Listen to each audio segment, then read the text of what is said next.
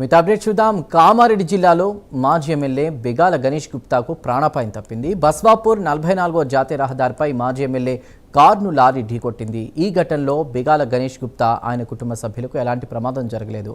హైదరాబాద్ నుండి నిజామాబాద్ వెళ్తుండగా ఈ ఘటన జరిగింది. దీనిపై పోలీసులు కేసు నమోదు చేసి దర్యాప్తు చేస్తున్నారు.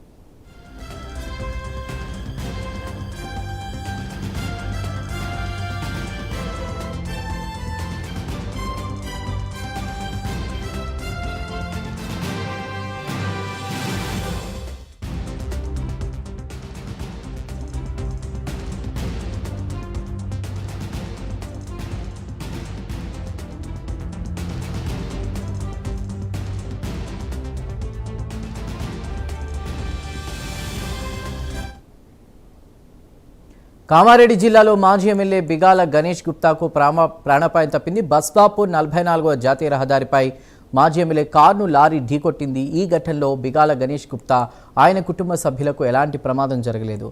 అయితే హైదరాబాద్ నుండి నిజామాబాద్ వెళ్తుండగా ఈ ఘటన జరిగింది. దీనిపై పోలీసులు ప్రస్తుతం కేసు నమోదు చేసి దర్యాప్తు చేస్తున్నారు.